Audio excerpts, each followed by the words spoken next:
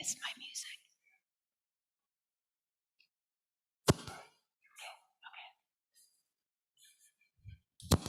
Hey, good morning, folks. As we're coming back to our seats here, I see we still have people coming in from the restroom and various places. My name is Kurt David, co-founder of Purpose Point, and to stand corrected, Davin mentioned 4 foot and 22 inches. I'm actually 4 foot and 33 inches. In basketball, you never want to give up any height, especially in a roster, right? You always want to have the most height. So I'm 4 foot and 33 inches. For those of you that got a C in math, I am 5 foot and 21 inches. For those of you that adhere to the metric system, I'm 2 meters, 6 centimeters. And for the rest of you that failed math, I'm 6'9".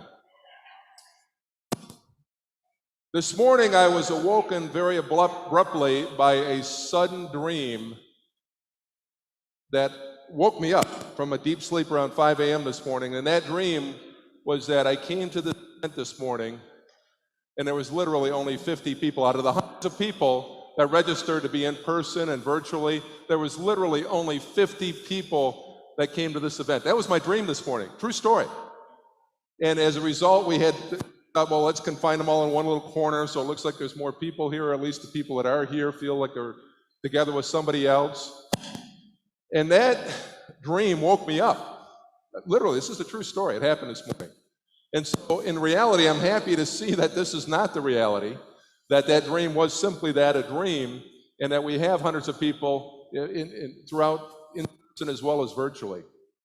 Now, what that caused me to think about was this next speaker, was that our thinking can become our reality, right? What we think can become our reality. And I was happy to see that what I was thinking at that time in my dream didn't become a reality. You're going to like this next speaker because she's going to talk about how we think about ourselves, right?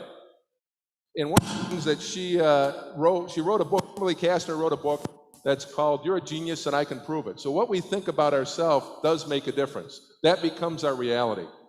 And I'm glad my dream didn't become a reality this morning, but you're going to love the next speaker, Kimberly Kassner, as she talks about what we think becomes our reality. And without further ado, I'd like to introduce Kim Kassner.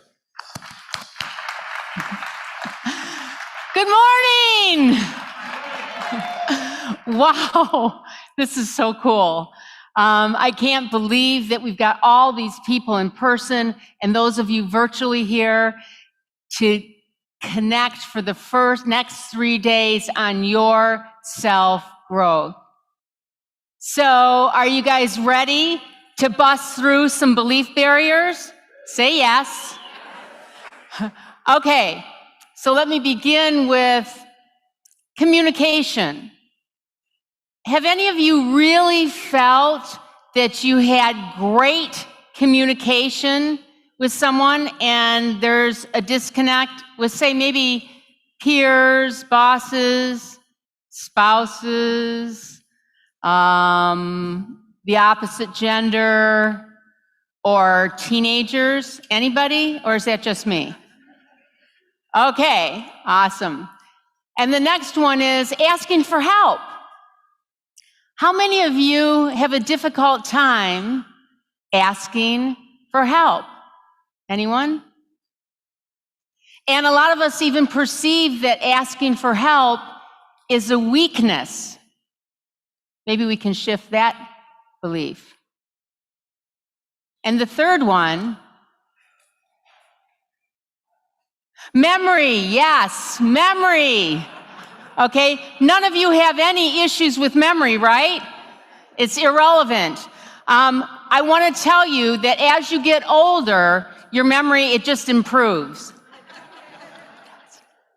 Okay, so corporations, organizations have often talked about getting the right people in the bus, right? And then they talk about getting the right people in the right seat in that bus to get them in the right position. But today is all about taking it a step further. When you're in that right seat, now how do you maximize you as an individual in that seat? See, when we're born, we grow up with belief systems that are often just given to us, right? By our families, our communities. And sometimes they fit in a very small box. And sometimes they don't serve us anymore. So I'm going to encourage you to look through today and the next 2 days to not only think outside that box, forget that, we're going to shatter that box together. Okay, are you ready? Say yes. Okay, now I'm going to need a little bit of help. We're going to have a demonstration on communication, and so I'm going to need 6 courageous, amazing volunteers to come up here. Some very courageous, brave volunteers are going to come up and fill up these seats, and I'm going to explain what we're going to do while those seats are being filled. So I'm relying on you to fill the seats. Okay? Probably some very virile, handsome men are going to come up here, and some, right? Okay. Now they're coming. Okay. So while they're filling that up, I want you all to think about utilizing your imagination. How many of you here have an imagination? Hands up. Oh, come on. I know there's even more. Okay, so I'm going to ask you to stretch it right now. And imagine you hear a huge bang. It's like a huge crash. Right through the side of the building comes this spaceship. And in the back of the spaceship, a little door opens up, and all these creatures come out, and they all line up in front. And the one in the middle has purple eyes, and the rest of them have orange eyes. And the one in the middle is a little bit taller and looks to the left and right and says, Yazbit. All of them together say, Yazbit. So what do you think that means? We don't really know, do we? Maybe greetings, hello, we're here to buy you lunch. No. Okay, so I want everybody, we're going to connect with the aliens because we don't know. So we got to connect from some place that maybe we think we know. So everybody, Yazbit them back together.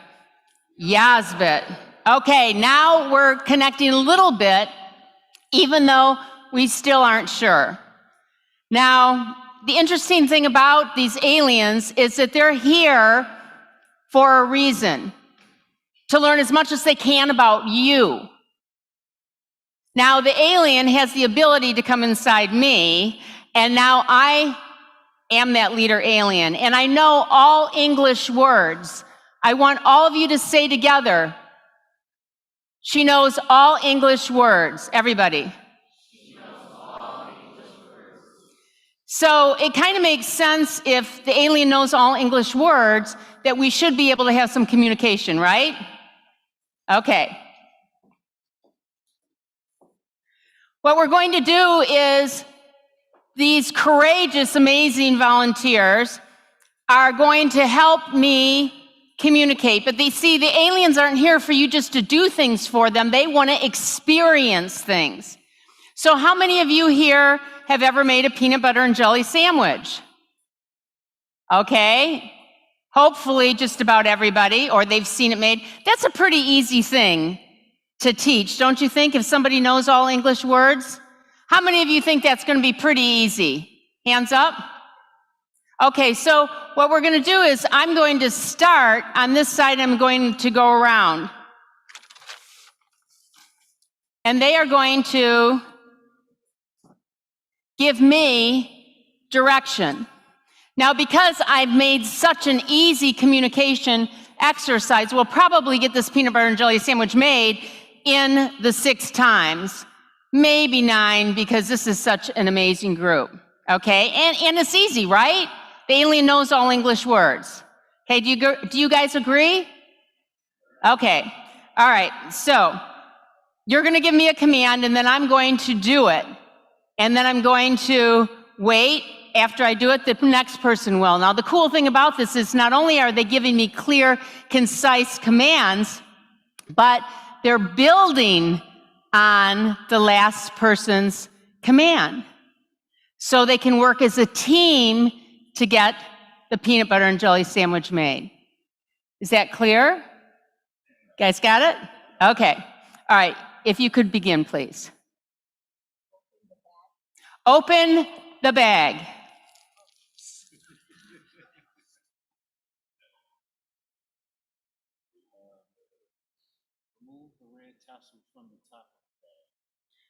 Remove the red tassel from the top of the bag.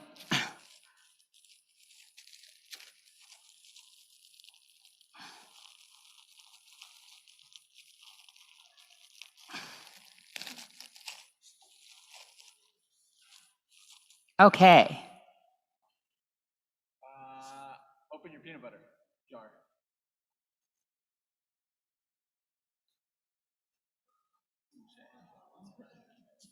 I'm really confused on that one. I'm sorry, I'm confused on that one. There's a blue cap on your peanut butter jar. By turning it clockwise, you'll be able to open it up. Upside down. Turn the peanut butter jar around. Blue on top. Blue top on top. Okay, well, that was an instruction after the first one. Thank you. We may keep going though. Okay. Flip your peanut butter cup so the blue cap is on top. Okay. Okay. Twist the blue cap.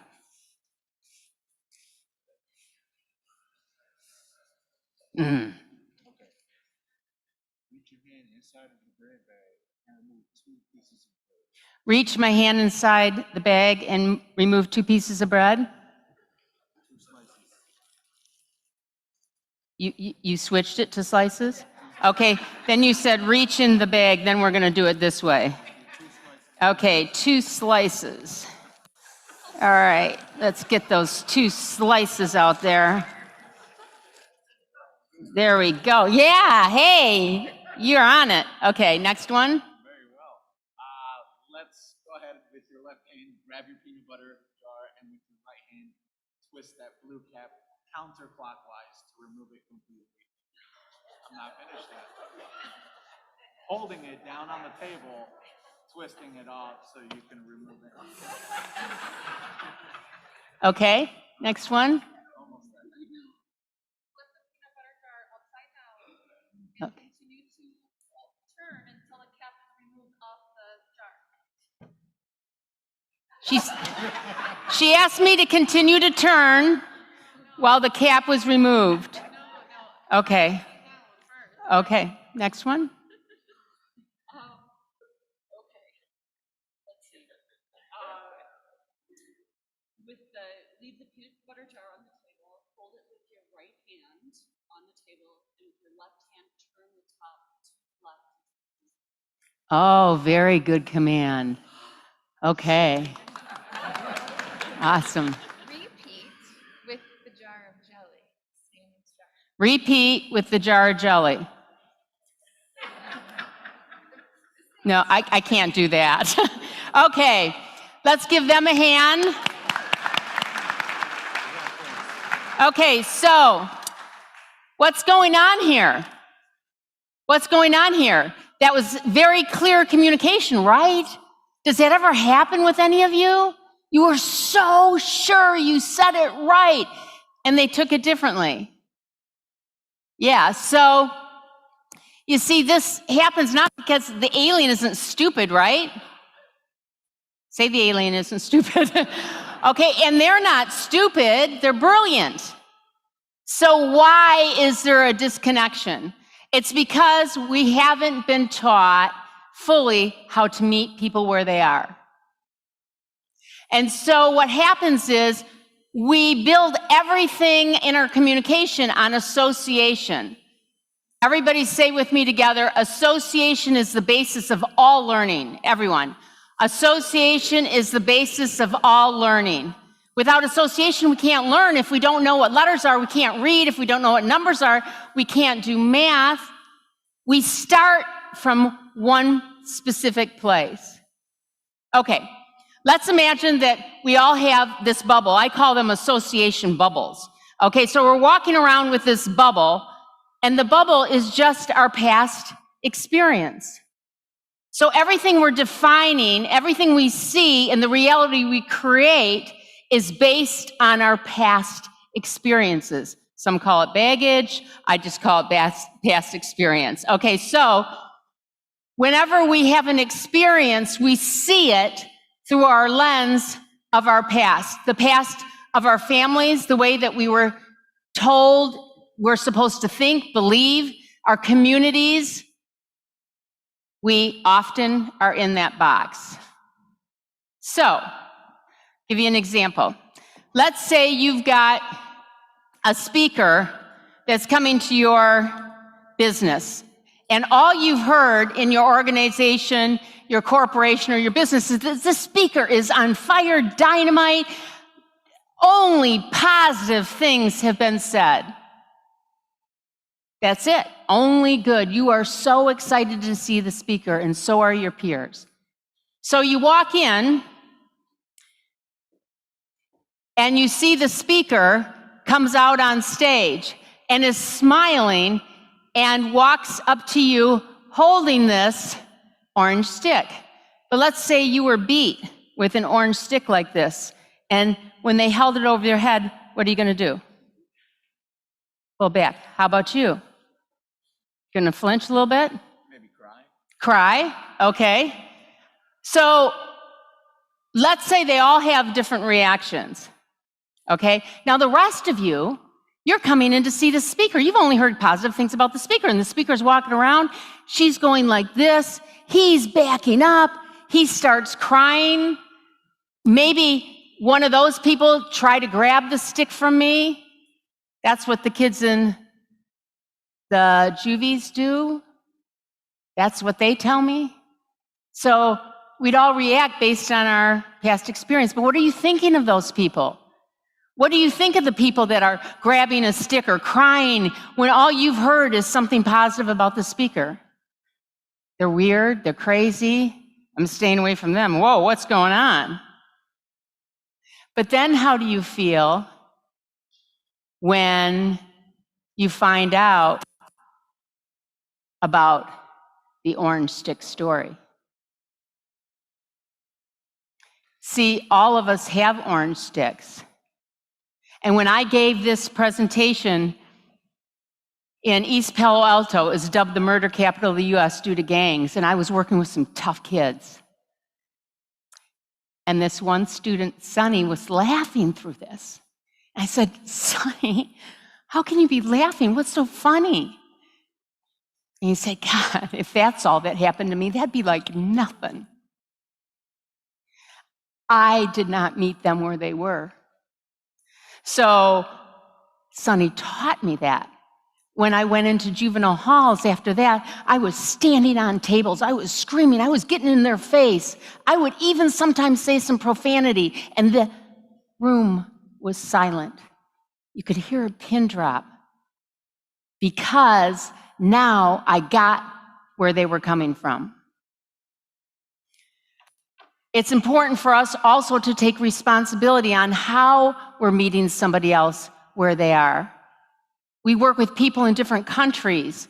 We work with people here that are from different countries and speak different languages and have different jargon.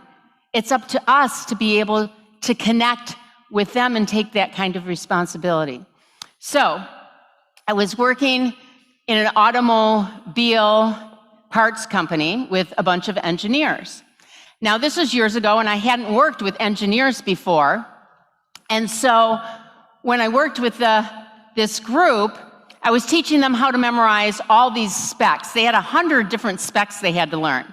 So this one guy, I walk over to him, and I said, you know, you've got a third of this learned.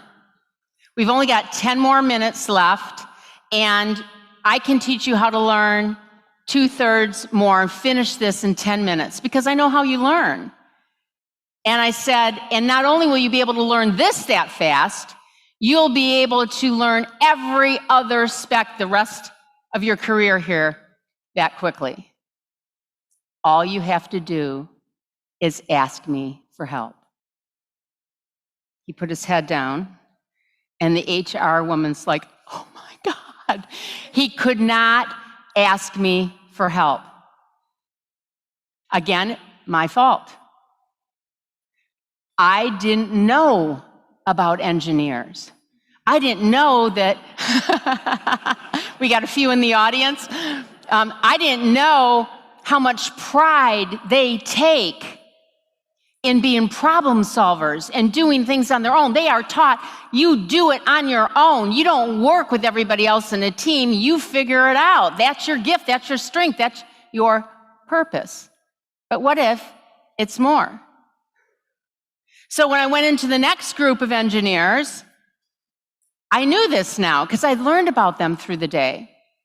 And I started off the workshop and said, how many of you think it's better to get a problem solved in 20 minutes versus 2 hours? And they're like, well, 20 minutes, of course. And I said, okay, let's say you're in a specific part of that problem that you're getting kind of stuck on. What would you do to solve it? What extent would you go to? Would you go to the cubicle next door and ask somebody that's been there already, that's got that answer? Would you pick up the phone and talk to somebody and say, I know you've done something like this before. Can you help me get through this one area that I'm stuck on? And they looked at me like this. And I said, okay, how many of you use calculators and computers? Everybody's hand went up. And I said, those are tools, right? They're like, yes. Did you invent the computer? Did you invent the calculator? No. So isn't another tool being able to ask for help? Asking somebody else for their opinion or how they would do it? Not only are you getting it done quicker, but you're making the other person feel incredible that they were able to help. So isn't the true genius utilizing every single resource you have available to get done what you need to get done and get it done in less time and make your boss happy? Say yes. Yes. Okay. So on break, afterwards, they were coming up, oh my gosh, you blew my mind. Now, some of you are thinking, well, that just seems kind of obvious, but not if you're coming from a different belief system. Okay, I'm going to bring one a little bit more closer to home. And a girlfriend of mine is so giving and so generous and so helpful to everybody. So I asked her, how does it make you feel when you give all the time to people and you change their lives and you transform them or you get them out of a jam? Oh my gosh, it's the best feeling in the world. Don't you think that? When you're giving, we're taught to give, especially as women. Give, give, give. And I said, but when you don't receive, you take away that feeling from all of your friends that want to give. Different lens. Let's just look at that from a different perspective. If giving feels so good, how does it feel for that other person that cares about you, that peer, that family member, when they can give back? Make sense? Okay, now all of you can go back down so you can see. Thank you. Thank you for all your support. Okay, one more, and this is a pretty personal one. I know this stuff, right? I'm the communicator. So, do any of you women ever have the problem where you've given a man a list to go to the grocery store and they bring home different stuff? Or is that just me? Okay, so I know this, right? So I give my husband my bottle of conditioned mousse. This is what I want. You can't mess that up, right? See, there's some people that are going, oh yeah, you can mess that up. So he comes home and he brings me some different cheap brand of mousse. And I said, what are you thinking? And he goes, well, it was on sale. I thought you'd be happy. And so now this is the moment when you have to go, I'm not done yet with the conversation. This is the moment when you have to pull back personally and not judge. Even though you want to, you really want to say something, to think, okay, now how can I get in their head, come from their perspective, and have there be proper communication? So I told him, what if you asked me to buy some cologne for you, and I got you the cheapest stuff, and it was just like that Axe that the middle school kids wear. You guys know what I'm talking about? Okay, so he goes, oh, that'd be horrible. Oh, now he's got it. So that is our challenge, isn't it? To understand, first of all, that everybody has orange sticks.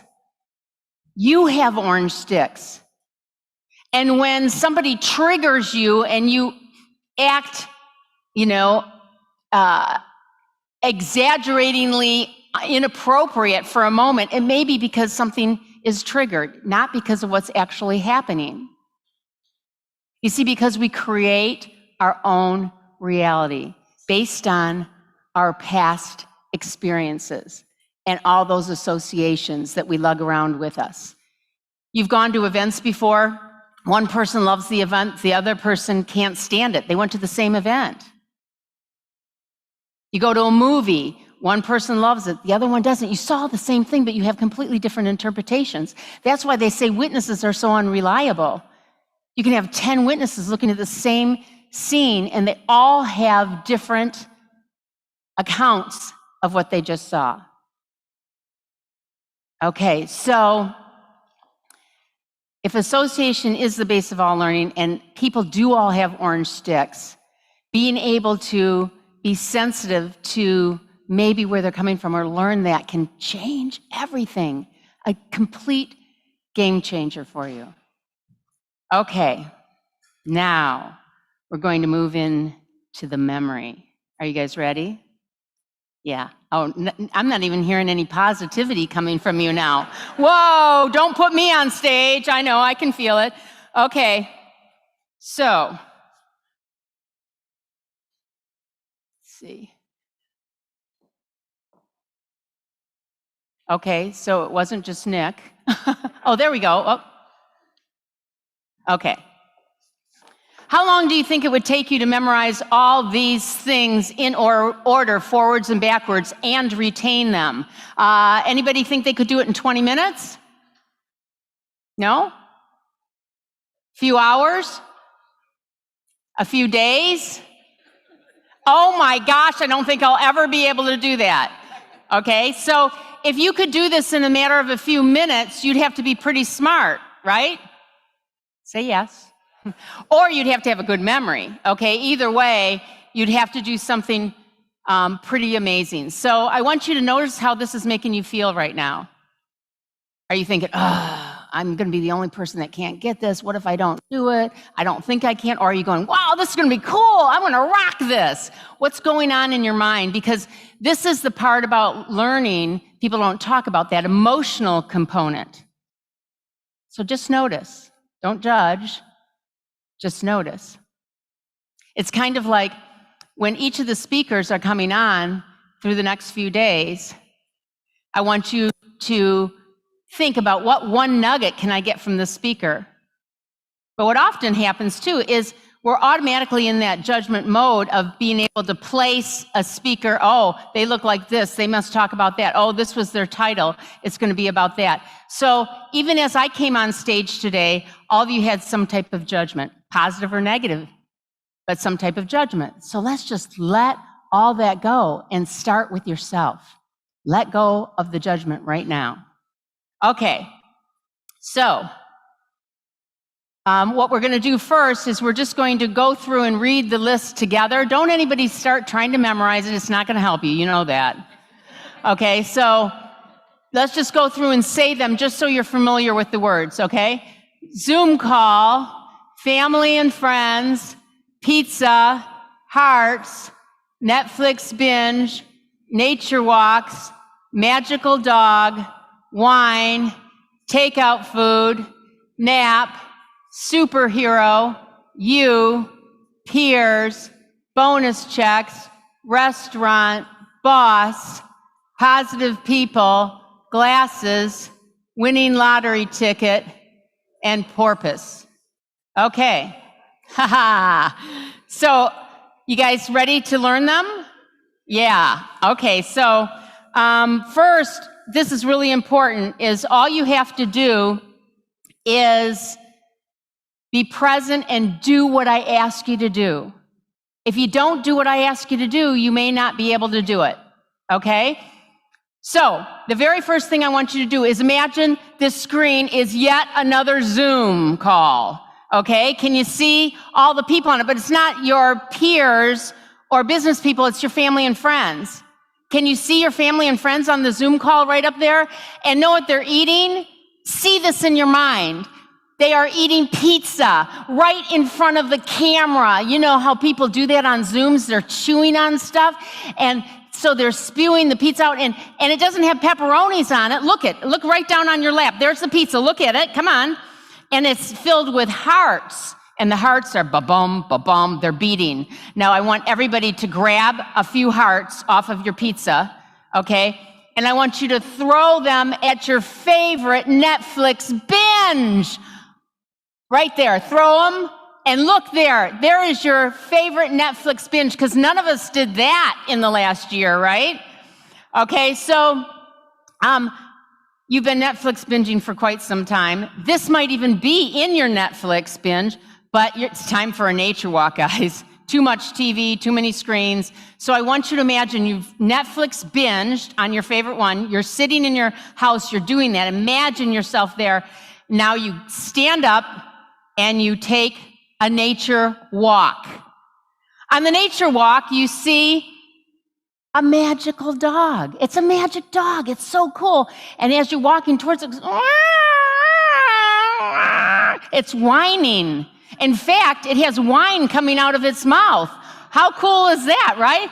So you're getting your buckets and you're filling up the wine, okay? Because you're going to need that with your takeout food, right? Because that's another popular thing. So you've got the wine, you've got the takeout food. Now it's time for a nap, okay? Everybody shut your eyes and imagine now you're chilling, you're taking your nap, and you're dreaming. And I want you to see this in your dream, in your imagination, a superhero, your favorite superhero. And that superhero, when you look really close at the superhero's face, you see that it's you. Okay, you can open your eyes. The superhero is you. And now you go back to your businesses, your organizations, and you see your peers. And your peers are all around, and you're affecting your peers. Everybody say, I'm going to be affecting my peers. Everybody, I'm going to be affecting my peers. And those peers are going to be affecting you then back, and they're all holding bonus checks, right? We're going to remember that one, right? So the peers are holding bonus checks, and you decide to take these bonus checks and go to a restaurant and celebrate. So you even have to give the maitre d', we're going to go to a nice restaurant, and you're going to give them the bonus checks. While you're in that restaurant, see yourself in the restaurant, there's your boss. And if you don't have a boss, think of maybe your spouse or somebody that was a boss in the past. Put them in the restaurant. And that boss is surrounded by positive people. Not only do they exude positivity, but they're all wearing a positive sign on their clothes. So around the boss are all these positive people. And these positive people have glasses. They're really cool glasses because now they're seeing their life through a different lens. They're getting rid of that box. They put on their glasses, and on the other side of the room, everybody hold up your hand, you are holding the winning lottery ticket. Right here. Can you see it? It's so high. There is so much in it. It is priceless. But what is more priceless than a winning lottery ticket? Seeing the porpoise come and take it away. Seeing your purpose that is priceless. Okay, so let's start from the beginning. What was the very first thing up here? Who was on it? Okay, now it's really important to go with me too, because some of you are going to want to jump ahead, but we've got some Einsteins in the group, and Einsteins take a little bit more processing time, okay? So we've got the family and friends. What are they eating? Pizza. What's on the pizza? Where'd we throw them? At the Netflix binge. Now, if you're not getting one of them, just go back and imagine it more in your mind, okay? And then the Netflix binge, we did that a little bit too much, so what was next? We had to, the nature walk. Who'd we meet? The magic dog. Who was doing what? Whining. So we got wine, buckets of wine. What'd we have with the wine? The takeout food. And then what was it time for? The nap. Oh, love the nap. And then, what were we dreaming about? Who is the superhero? You are the superhero. And you're going to go back to who? Your peers. See that. And what are the peers all holding? Bonus checks. Oh, you remember that. Okay. So they've got the bonus checks. You're going to celebrate at a... Who's in the restaurant? And who's around the boss? Positive people. And what they have on their face? Glasses with a new lens. What they see? No, not just a lottery ticket, the winning lottery ticket. And who came up and ate it? All right, give yourselves a hand. Let's go through it one more time, kind of a little bit faster. I'm not going to help you. You're going to say them. The very first thing was? And what was in it?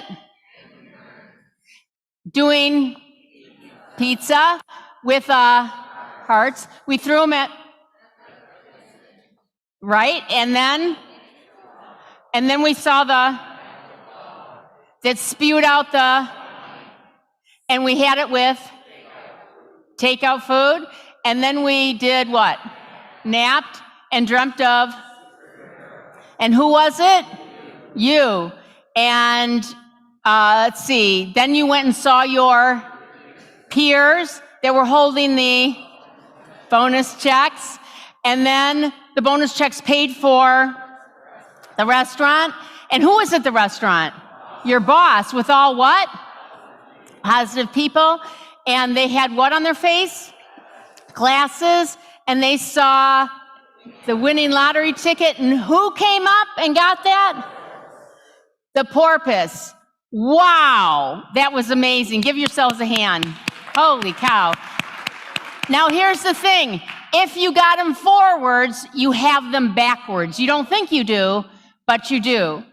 So here's a little fun thing I'm going to give you, is to challenge you to grab somebody at the next break or at lunch and practice going through the 20 words with them and see how many you can remember, because your retention will be amazing. So here's the deal. You guys didn't think you could do that. But in just a few minutes, with just a little shift of the lens of learning in a different way, wow. That's how amazing you are. You have all these gifts and strengths, but you hold yourself back because you don't think you can do it. You don't think you have the right mentor. Your past experience says, that's not okay. I can't just take off and do my purpose, live from a place of purpose. But look what just happened. Some of you would have practically bet your life that you weren't able to do that. And in a few minutes, the belief shattered. So I challenge you to think of the other beliefs in your life that may be shattered with just a different perspective. I think about all the gifts and things people have in their lives. Like I started this in COVID, I started this YouTube channel, Getting Your Happy On with Kimberly, because I found even deeper in my purpose is just to be fun and have a light and be happy. even though I had 7 close deaths in 8 years, and my husband has progressive multiple sclerosis. My gift, my purpose is being happy. What's that piece of yourself that other people recognize in you, but you don't think you can make a living at it or you can't make money at it? Sometimes people's greatest gift is they're a great listener, or they lift people up when they walk into a room, or they're problem solvers. Something that maybe the box hasn't reinforced. This may come as a shock to a lot of you, but I used to get in trouble for talking a lot. Who'd have thought that, right? So that's what I do for a living now. And often, if it doesn't fit into that box, we don't think it counts. That's what really counts. Okay, now I'm going to ask you to do some more things with me by stretching your imagination and sharing yet maybe another belief. Everybody shut your eyes. I'm going to ask you some questions while your eyes are shut. I don't want your eyes to open until I ask you to open them. So I want you to think, what color is the chair you're sitting on? Tell me the pattern in the floor. What color are the curtains right on the side of the screen? Where are the exit signs? And what color are the exit signs? And where is the little mini tree in here?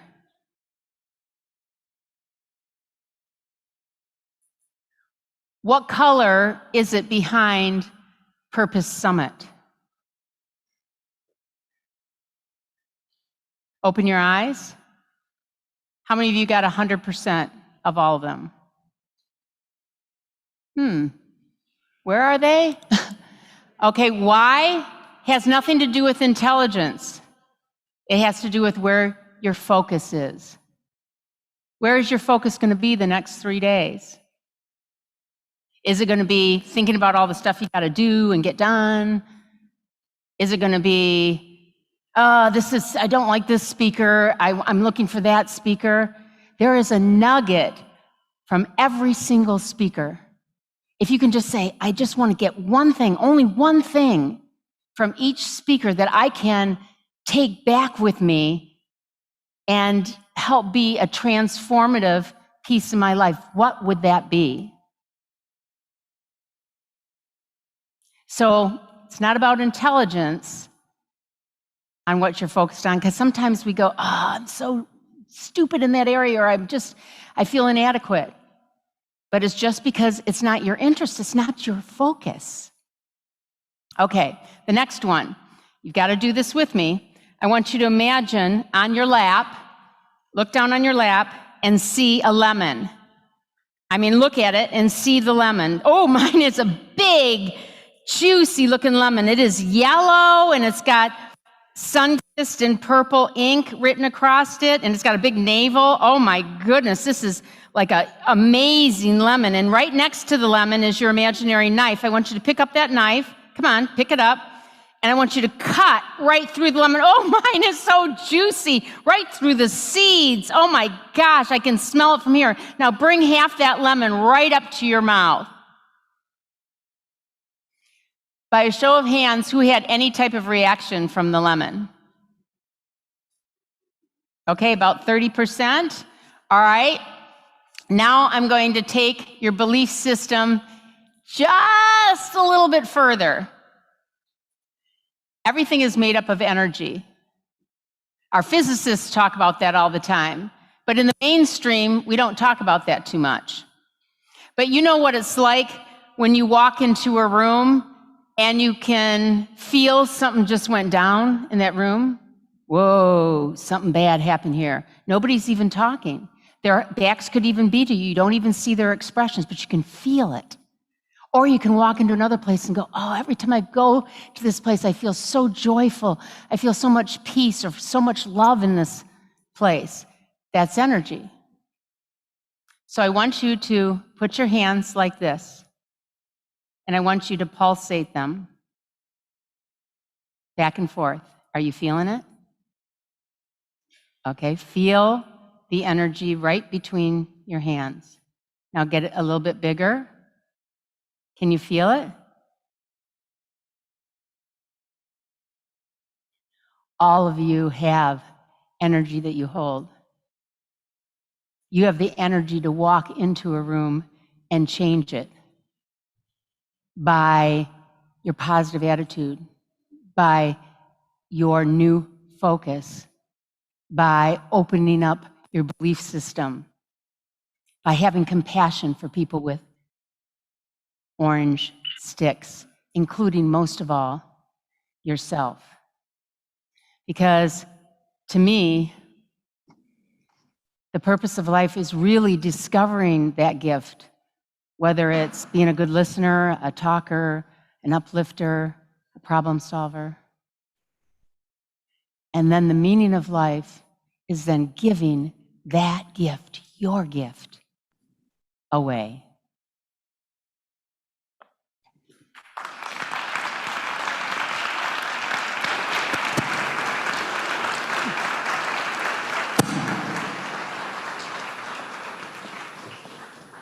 Great job, Kim. Thank you so much. Thank you. I'll never forget the first time I saw Kimberly give this presentation to a Fortune 500 company and seeing the executives in the audience doing that memory test and their jaw dropping, that they were able to memorize 20 words in about 3 minutes. And so let's give her another round of applause. Thank you.